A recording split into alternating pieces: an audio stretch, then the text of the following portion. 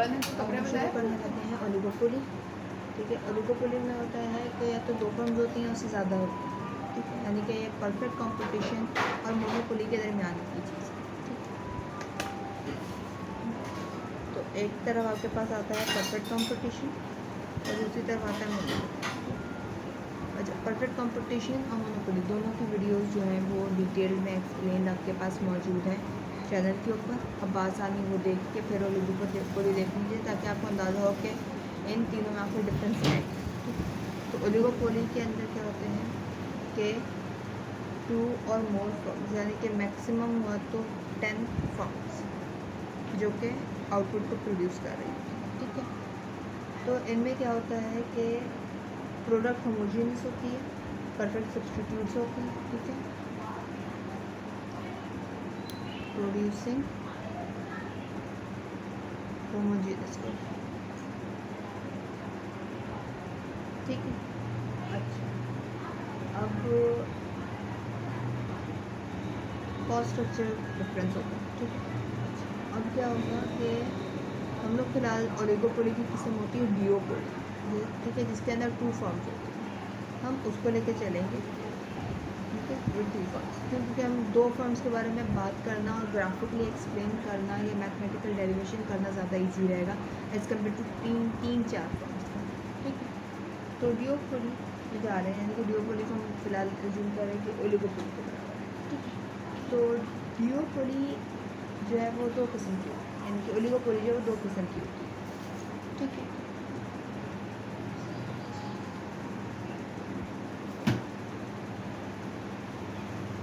बैटरन की ओलिगोपोली होती है, दूसरी होती है कॉर्नर।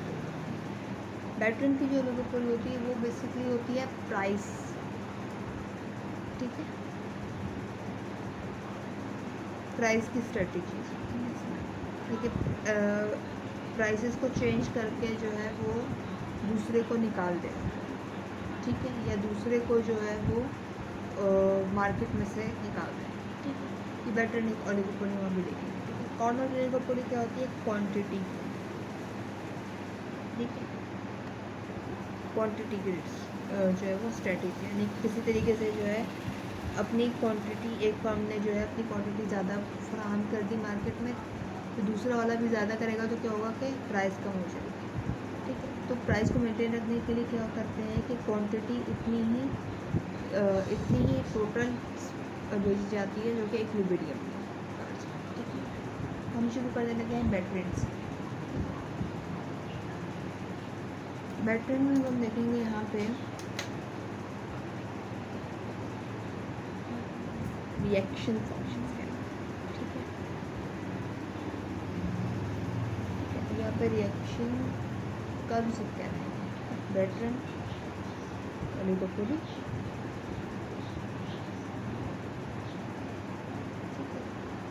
तो मैं जो ग्राफ बनाने लगी उसे गौर से देख लीजिए।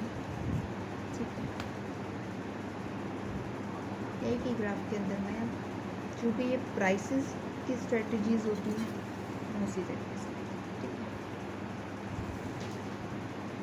ये है प्राइस ऑफ ए यानी कि firm A and this is price of B यानी कि फर्म बी की प्राइस। ठीक, ये बिल्कुल इसके पैरेलल मैं पहले एक बना रही हूँ। ये जो मैं अब रिएक्शन कर्व बना रही हूँ ये होगा आपका फर्म बी का रिएक्शन कर्व। ठीक है, एक हद के बाद ये फिर पैरेलल टू राइट। ठीक है, तो अब ये क्या स्ट्रेटजी शो कर रहा है, मैं पहले ये एक्सप्लेन करूँगी फिर फर्म ए का ड्रॉ। ठीक है, ये जो है ये क्या है, मार्जिनल कॉस्ट है, यानी कि जब प्राइस आपकी मार्जिनल कॉस्ट के ऑफ फर्म बी के बराबर होगी तो ये होगी मिनिमम प्राइस। इससे कम अगर फर्म चार्ज करेगी तो वो अपने रेवेन्यू या अपने कॉस्ट को पूरे तरीके से कवर नहीं कर रही। ठीक है, ये जो आपका एक हॉरिजॉन्टल पार्ट है जो कि इसके बाद बन रहा है, ये क्या होगा, ये हो जाएगी maximum price. Maximum price charge by firm. Correct, अब मैं क्या कर रही हूँ, अब मैं सेम तरीके से ही ड्रॉ करूँगी इसको। ठीक है, ये हो जाएगी क्या, minimum price of A that is equal to marginal cost of, ठीक है। जो ये वाला पार्ट है वो इसके साथ ओवरलैप हो रहा होगा, ठीक है। और सेम इस पॉइंट से कि ये क्या हो जाएगी, maximum price of B, from B की मैक्सिमम प्राइस, ठीक है। ये मैं इसको याद नहीं, कोशिश मेरी यही है कि आपको समझ में, ठीक है। अब जो पेंसिल से ड्रॉ किया है वो है फ्रॉम बी का, और जो पेन से पॉइंटर से इस बॉल पॉइंट से मैंने ड्रॉ किया है वो है फ्रॉम ए का डायरेक्शन, ठीक है। तो अब हम यहाँ पे स्ट्रेटजीज़ को चेक करें कि कौन कौन सी स्ट्रेटजी है जिसके ज़रिए जो है वो फॉर्म्स ख़राब होती हैं या निकाल दी जाती हैं या फॉर्म जो है वो छोड़ने पे मजबूर होती है, ठीक है।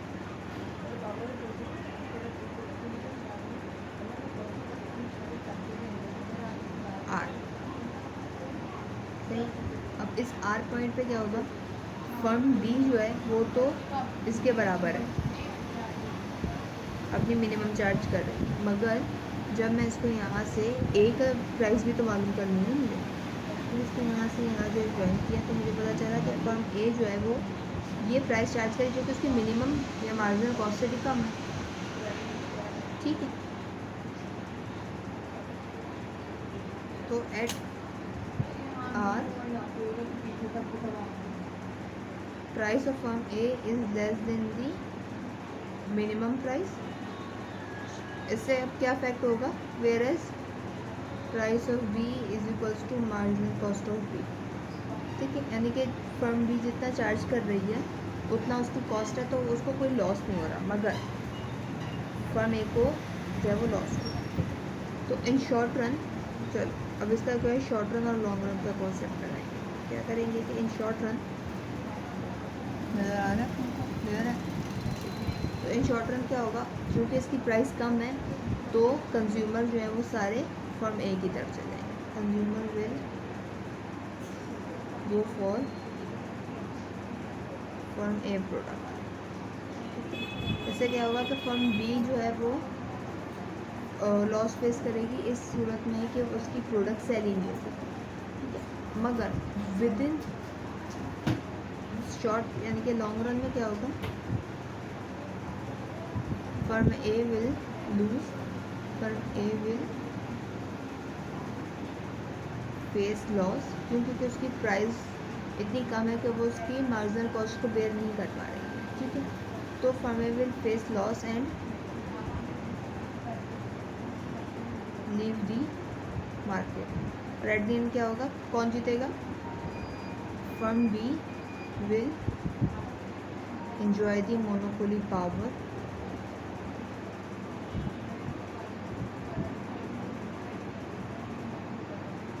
in the market, सही जी।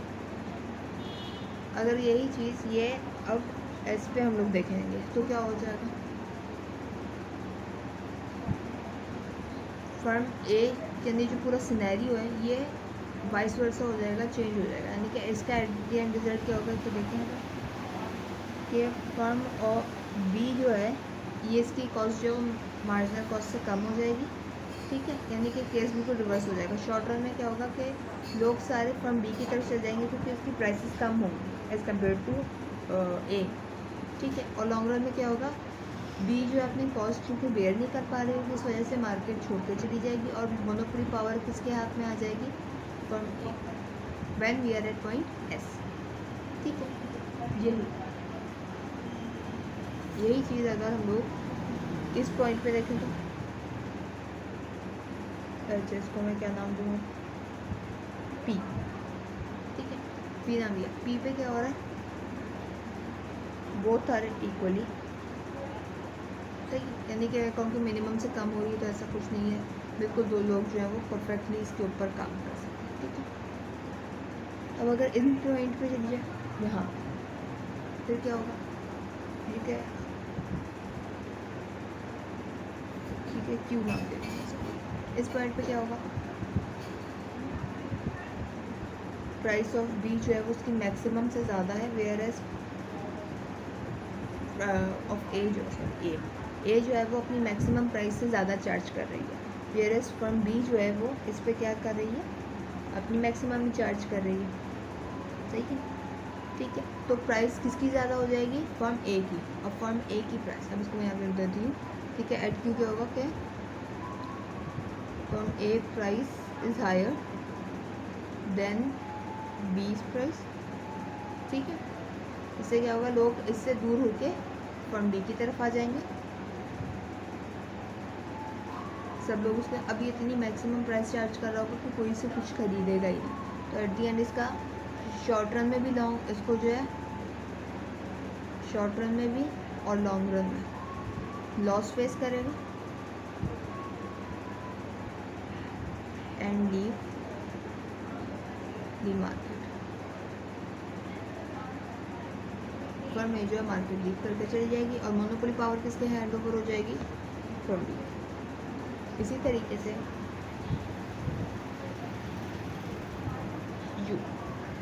यू पे क्या हो जाएगा, फर्म बी जो है वो अपनी मैक्सिमम प्राइस से ज़्यादा चार्ज करेगी और फर्म ए जो है वो अपनी मैक्सिमम प्राइस चार्ज करेगी। तो यही केस बिल्कुल ही ऑपोजिट हो जाएगा, रेसिप्रोकल हो जाएगा, ऐसे ही होगा ना, बेटर एंड ऑपोजिट, सही।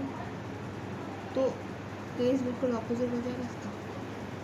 तो हम देख रहे हैं कि यहाँ पे जो है ये एक्सट्रीम केसेस है, इसके ऊपर काम करने से दोनों ही फर्म्स का कोई ना कोई नुकसान हो रहा है। तो इट्स मच बेटर कि वो ये जो ओवरलैपिंग एरिया है इसके अंदर काम करें। इससे क्या होगा कि दोनों की दोनों जो है वो इक्वली बेनिफिशियल रहेंगी और दोनों की दोनों जो है वो अपनी एक तरीके से मोनोपोली पावर, यानी परफेक्टली मोनोपोली पावर नहीं, तो एक तरीके से वो दोनों जो है वो रूल कर रही होंगी मार्केट को, ठीक है। अब इसका नेक्स्ट पार्ट जो होगा उसके अंदर मैं आप लोगों को कॉर्नर ओलिगोपोली एक्सप्लेन करूँगी और उसके एक न्यूमेरिकल एग्जाम्पल भी।